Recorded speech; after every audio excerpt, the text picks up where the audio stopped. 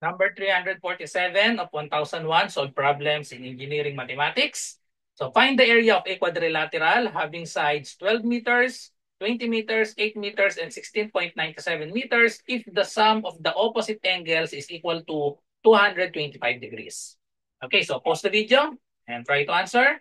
So the choices are 100, 124, 168, and 158 square meters.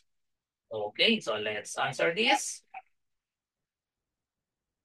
So to solve this problem, since we have given four sides and the sum of opposite angles, so we can use the Birch-Snyder's formula. So A is equal to square root of S minus A times S minus B times S minus C times S minus D minus product of A, B, C, D times cosine squared theta. Where S is the semi-perimeter, so we will add all the sides and divide by 2. And then the theta is equal to 1/2 the sum of two opposite angles. Okay?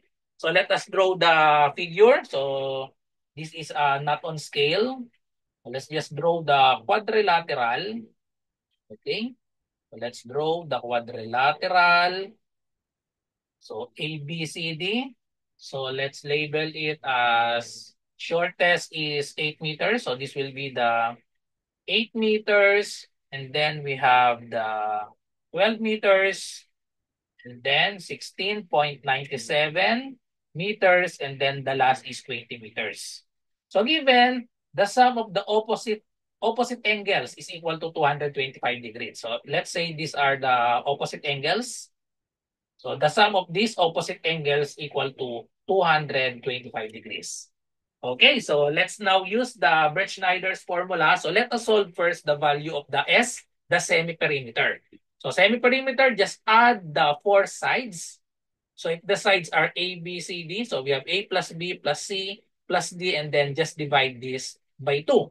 Okay, so just add all the sides, 8 plus 12 plus 20 plus 16.97 and then divided by 2. So the answer to this, the semi-perimeter is equal to 28.4485.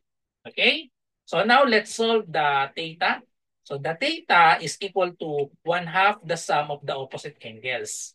So given the sum of the opposite angles is 225 degrees, so just divide this by 2. So therefore, the theta is equal to 112.5. Okay, so now we can find the area. Just substitute all the given to our formula. Okay, so we have S minus A. So we have S is 28.485. So 28.485. Subtract all the sides. So minus 8 multiplied to 28.485 minus 12. The next side is 20. So 28.485 minus 20. And then last side, 28.485. Subtract 16.97. 16.97. And then we subtract the product of the four sides. So we have A, B, C, D. So product of the four sides, 8 times 12 times 20 times 16.97 multiplied to cosine squared of our theta 112.5. So if we just type this on our calculator, we will get the answer of 168 square meter round off to nearest whole number. So the correct answer is letter C. Okay, so I'll show you my the computation on calculator. So we will just use ordinary calculator. Okay, so just type all this. So I'll just put parentheses. Start with 28.485, subtract 8, then multiply 2, another close. So we have 28.485. If your calculator is programmable, just type this directly. Okay, so minus 12. Then multiplied again to this 28.485. 28.485 subtract 20, then multiplied to the last 28.485, 28.485 subtract 16.97.